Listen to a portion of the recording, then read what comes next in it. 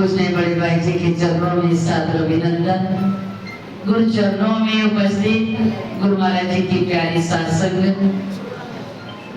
बड़ी खुशी है आप संक्रांति वाले दिन गुरु चरणों में नतमस्तक होकर, गुरु चरणों में बैठकर उनके दर्शन दीदार, उनका दुलार, उनका प्यार ले रहे हैं। कितने भाग्यशाली हैं हम सब जीव जो आज उनके लिए घड़ी पल उनके छत्र छाया में बैठकर मेरे प्रभु के नाम से जुड़कर, उनकी सेवा से जुड़कर उनके चरणों का ध्यान कर रहे हैं। ये समय मिलता सभी को है, लेकिन इसकी कदर करता कोई नहीं। समय सबको मिलता है। देखो आज शुभ दिन संक्रांत है, जिसको तो प्रेम है वो गुरु चरणों में आ गया कि आज सत्संग है, हमें जाना है। ये दुलार है हमारे गुरुदेव का, जो संक्रांति वाले दिन अपने चरणों में बुलाते हैं। एक बार नहीं, दो बार नहीं, को एक बार तो नहीं है ना, कितने साल ही हो गए मेरे गुरुदेव ने ये परंपरा चलाई। हर सप्ताह सत्संग हमें अभी तक याद है। जब ये आश्रम बन रहा था तो ये छोटा वाला जो आश्रम था आप सभी जानते हो, उस आश्रम पर बृहस्पतिवार को शाम को सत्संग हुआ करता था। शाम के समय सत्संग होना और उसके बाद महाराज जी गुरु भजन पर बिठाया करते थे सबको 2-2 मिनट के लिए, जैसे अब भी खुद बैठा करते हैं। जब इस आश्रम का निर्माण चल रहा था तो एक बार इसी छत का लेटर पढ़ना था। उस दिन लेटर जो पढ़ना था वो सोमवार का दिन था। तो पूजने गुरुदेव ने बृहस्पतिवार ही पहले से कहा कि सोमवार को लेटर पढ़ना है, और सोमवार से लेकर और बृहस्पतिवार से भी आगे अगले सोमवार तक 1 हफ्ता रोज सत्संग हुआ करेगा। सभी प्रेमी जन सत्संग में जुड़ रहे हैं। अब देखो जहाँ हफ्ते में 1 बार था, अब महाराज जी ने 1 हफ्ता पूरा सत्संग चलाया। जिस दिन लेटर पढ़ना था उस दिन भी सत्संग रखा, तैयारी थी सारी। तो गुरुदेव ने भक्तों को निर्देश दिया हुआ था, कुछ आए कुछ नहीं, लेकिन जब सत्संग में सभी संगत आई उस समय यहाँ महाराज जी बाहर मुड़ा लेकर बैठे हुए थे। तो गुरुदेव महाराज जी ने हम सबको कहा, उस समय सफेद चोले में थे, महाराज का बच्चे जो की संगत आ जाए कोई समय भजन नहीं बोलना, सबको लाइन बनाकर सब इधर ले आना। तुम्हारे कहते उस समय का महाराज जैसे अपनी आगे संगत को भाव था, प्रेम था, बड़ा विश्वास था, सब आस पड़ोस के सब संगत में पहुंच जाते थे। जब देखा हाथ फुल हो गया तो सब संगत को लेकर यहाँ आ गए। महाराज जी संगत आ गई तो महाराज जी कहते हैं चलो सब लाइन पर लग जाओ। हम सब जो आश्रम की लड़कियां थी उनको भी लाइन में लगाया, और महाराज जी सबको कहा ये 2-2 ईंटें ले जाओ, सब ऊपर लेकर जाते जाओ। 2-2 ईंटें चढ़ानी थी ऊपर, तो सबको कहा 2-2 ईंटें लेकर ऊपर जाओ। अब एक के बाद एक आगे आगे, जैसे एक आगे ये चलता चला गया, जो लास्ट में रहा हमारे को रुक जाए, उसको रोक लिया, और आगे वाले ने कहा तुम्हें किसी ने वापस नहीं आना। अब जितनी भी ईंटें पड़ी थी, भगत भी थे, भक्तानियां भी थी, बच्चे भी थे, सभी मिलकर सबको कल लाइन में लगे रहो। जो आगे चढ़ चुका है वो वही खड़ा रहे, जो पीछे है वो पीछे रहे। पीछे से तो ईंट पकड़ा नहीं, इतना दूरी बढ़ना है, उसको पकड़ाए, उसको पकड़ाए, उसको पकड़ाए, जयकारे लगते हैं। बोलो श्री नंदिनी निवासी भगवान की जय। अगर वही ईंटों को एक मजदूर को कहते उठाकर ऊपर रख कर आओ, वो अकेला जाता, कितना टाइम लगाता, और पता नहीं चला जितना सत्संग का टाइम था 6-6:30 भोग पड़ा करता था, 6:30 से पहले ही वो सभी ईंटें थी सब ऊपर चढ़े, सब ऊपर चढ़े गए। महाराज जी ने कहा देखो ये है, कभी कहते हैं कि करते नहीं, सदगुरु मेरे आप खुद करते हैं। जिसको मौका देते हैं, जिसको ये अवसर देते हैं सेवा करने का, वो कोई ना कोई बहाना ढूंढ लेते। ये बहाना मिल गया था सेवा करने का। किसी कोई तो कहता कि मैंने कभी आज तक कोई काम ही नहीं किया, ईंट तक क्या खानी, मैं तो कोई काम ही नहीं किया। गई अरे कहीं करो काम ना करो, लेकिन गुरु दरबार में अगर आप ऐसा कोई छोटा मोटा कोई काम करते हो, कोई सेवा करते हो, वो तुम्हारे जीवन में कई दुखों कष्टों को दूर कर देता है। किसी के हाथों में दर्द था, जय गुरु की हो रही है, बाजू ऊपर उठ गई, वो घर में बैठे तो कहते बाजू ऊपर नहीं उठ रही, पता नहीं क्या हो रहा है।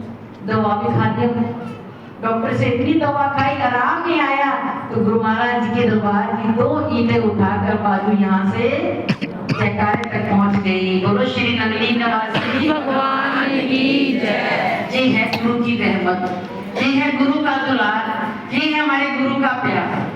वो ऐसे सेवा करते थे और करवाते भी थे, यानी कि हमें ऐसे कर्म करने चाहिए। पर आज तो समय इतना बदल चुका है, इतना बदल चुका है, हम कहने तो नहीं चाहते, लेकिन क्या करें, जब मुंह में बात आए तो रुकती नहीं। चाहे कोई नाराज होता है तो हो जाए, तो क्या करें।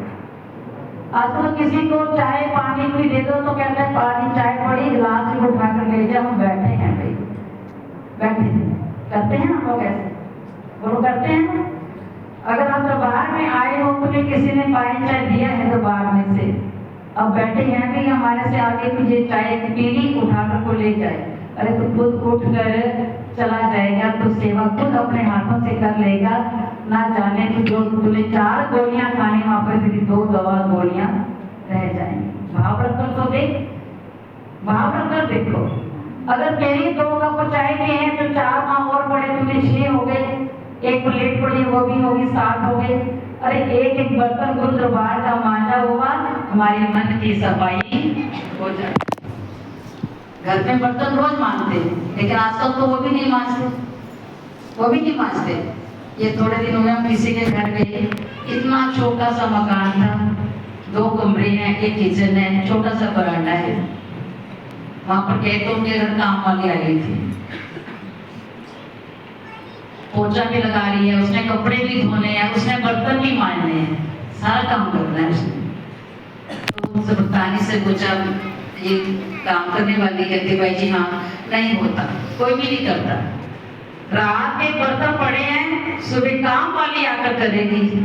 अरे भाई खाया तूने है, अगर वो बर्तन मांज रही वो तो अपना कल्याण कर रही है? खाया तूने है, अपने खाए हुए नहीं तो बर्तन साफ नहीं कर सकता, तो बोलो तो और जड़ से बीमार नहीं होगा तो और क्या होगा। बीमारी पैदा कर रहे हैं ना। ये नहीं कहते कि काम वाली ना हो, आप ये समझो कि हम थोड़ा थोड़ा करते रहे तो शरीर हमारा चलेगा, हमें डॉक्टर के पास नहीं जाना पड़ेगा, हमें दौड़कर गुरु दरबार में आने का मौका मिलेगा। वो शरीर जब जकड़ जाते हैं, चलना फिरना बंद हो जाता है, हाथ पैर चलना बंद हो जाते हैं, डॉक्टर के पास सत्संग छोड़कर भी चले जाएंगे, लेकिन अगर हम सही सेवा घर खुद करते रहे तो डॉक्टर के पास नहीं, गुरु के दरबार में आने के काबिल हो जाए। कहने का भाव यही, अब कहेंगे भाई जी कहते हैं काम वाली को छोड़ दें, करो, क्योंकि उनका भी ये रोजी रोटी है, वो भी कहाँ जाएंगे। लेकिन जिस जहाँ पर अपना खुद कर सकते हो, अपने आप को अहमियत कर सकते हो, करो। ज्यादा धन दौलत है हमारे पास, ज्यादा तो मालिक बने हुए हैं धन दौलत के, लोगों को दिखाने के लिए लोग क्या कहेंगे, इतना पैसा होने पर भी खुद झाड़ू लगाता है। अरे भाई मैं झाड़ू बोल रहा हूँ तो अपने घर का लगा रहा हूँ ना, किसी और का तो नहीं, अपने घर का। अपने घर की सफाई तो करना हमारा पूरा हक है। अगर इस शरीर को हम पूरा साफ रख सकते हैं तो हमारा घर भी तो अपना ही है, कोई किसी गैर का नहीं। तो अपने की सफाई, गुरु घर की भी सफाई, जितने तन से सेवा ले सकते हो लेते रहो, क्योंकि अगर इस तन से सेवा लेते रहे उतना तुम दवा से बचते रहेंगे और उसके दरबार में आने के काबिल बनते रहेंगे। अगर नहीं करते तो फिर घर भी बीमार, डॉक्टर के पास दवा खाने के बाद भी बीमार, और जब बीमार रहेंगे तो बोलो फिर हमारा जीवन बेकार है। तो ज्यादा समय ना लेते हुए मेरे गुरुदेव की बड़ी कृपा, बड़ी रहमत, जो उन्होंने हमें अपने चरणों में बुलाने के कई बहाने बना दिए। बहाने है ना, ऐतवार को तो एक दिन छुट्टी है, उस दिन किसी भक्तानी ने कहा कि भाई जी आप ऐतवार के अलावा कोई और दिन सत्संग रख लो। हमने कहा क्यों, हमें नहीं पता कि हम नहीं रख सकते। कहते ऐतवार तो एक दिन, तो 6 दिन के बाद हमें एक दिन घूमने फिरने का, खाने पीने का मिलता है, बड़े आराम करने का दिन मिलता है। हमने कहा तुम्हें एक दिन मिलता है ना, हम तो 6 दिन छुट्टी तुम्हें कर देते हैं। महाराज जी ने छुट्टी 6 दिन करवाई, सोमवार से लेकर शनिवार तक तुम्हें छुट्टियां दी हैं। नहीं तो स्कूलों में देखो छुट्टियां कब होती है, जून जुलाई की छुट्टियां, या महीने में एक आधी छुट्टी आ जाती है, या महीने में 4 संडे की छुट्टी आती है। लेकिन गुरुदेव ने तुम्हें पूरे 6 दिन की छुट्टी दी है और एक दिन तुम्हें क्लास लगाते हैं, वो भी तुमसे अटेंड ही नहीं हो पाती, वो भी नहीं हो पाती। वो भी कहते छुट्टी आप सत्संग अगले दिन रख दो, सोमवार का रख दो, मंगल का रख दो, शनि का रख दो। हमने कहा ना, हमने मंगल रखना, ना सोम रखना, ना शनि रखना। मेरे गुरुदेव ने ये ऐतवार की लड़ी चलाई है तो ऐतवार ही चलेगी। जो आएगा समझो कुछ पा जाएगा, जो नहीं आया तो वो रहेगा। ये तो हमारे गुरुदेव ने तो होकर लगाते ही रहना है, वो होकर लगा रहे हैं। उनकी रहमत को आप लो या ना, वो तुम्हारा काम है। अब सब्जी वाला गली में आता है, बोलो हर एक आवाज लगाता है, जो उसकी रेहड़ी में सब्जी होती है वो सभी सब्जी की आवाज लगाएगा। अब पूरी गली में से सभी नहीं ना खरीदते, जिसके पास होगी वो क्यों लेगा, जिसके पास नहीं है वो दौड़कर सब्जी वाली की रेहड़ी के पास पहुंच जाता है। तो गुरुमत प्रेमियों, मेरे गुरुदेव ऐसे ही मौका लगाते हैं कि 6 दिन तुम्हें दिए हैं छुट्टी के, एक दिन तुम्हारा स्कूल ये क्लास लगती है, अगर तुम इस क्लास में आ जाओगे तो तुम्हारा अपना ही कुछ बनेगा, हमारा इसमें कुछ नहीं। समय निकालना है। अब तो और भी समय आगे इतना, अब तो मौसम परिवर्तन इतना हो गया, पहले तो 10 से 12 था, अब 9 से 11 रखा गया है। कहते भाई जी 9 से 11, 9 बजे तो उठते ही हैं, हे भगवान 9 बजे उठते हैं। कौन उठता है? मैं उठ तो जाती हूँ, लेकिन चाय पीकर फिर सो जाती हूँ, फिर बच्चों को उठाती हूँ, फिर नाश्ता बनाते, फिर खाते में 12 बज जाते हैं। हमने 6 दिन तो 9 से 12 तक नाश्ता कर लो। मुझे बच्चों के छुट्टी स्कूल नहीं जाते? कहते जाते हैं। कहते ऐतवार को नहीं ना जाते, जो सोमवार से जाते हैं सुबह 6 बजे उठती हूँ, 7 बजे बच्चे की बस भी आ जाती है। अरे तू कब जल्दी करता है? बच्चे ने स्कूल जाना है तो सुबह जल्दी उठकर नाश्ता तैयार कर लेता है, खा भी लेता है, खिला भी लेता है, पैक कर दे भी देता है, तो ना उठना होता है। अरे कभी तो ऐतवार का दिन भी यही समझ ले कि मुझे भी अपने दरबार में जाना है, और जो आएगा वही तो कुछ लेगा ना, जो नहीं आएगा तो वो कहेगा चलो। फिर भी प्रभु ने कहा अगर नहीं आए ऐतवार, चलो संग्राम तो आ गई। गुरुदेव ने फिर भी महीने में एक दिन आपको दे दिया। शुक्र है आपके मन में आपके भाव बना होगा कि संग्रांत है, हमें दरबार में बोलो। अब कोई काम हो चाहे ना हो, देर हो सवेर हो, हमें जाना है, संग्रांत है। शुक्र है मेरे मालिक, शुक्र है मेरे दाता, तूने ऐतवार तो छुट्टी दी, लेकिन शुक्र है संग्रांत का हृदय में दिमाग में ये बिठा लिया कि मुझे गुरु दरबार में जाकर महीने का नाम सुनना है। वाह मेरे मालिक शुक्र है। तो ऐसी रूहों को हृदय में बिठा, ऐसा भाव पैदा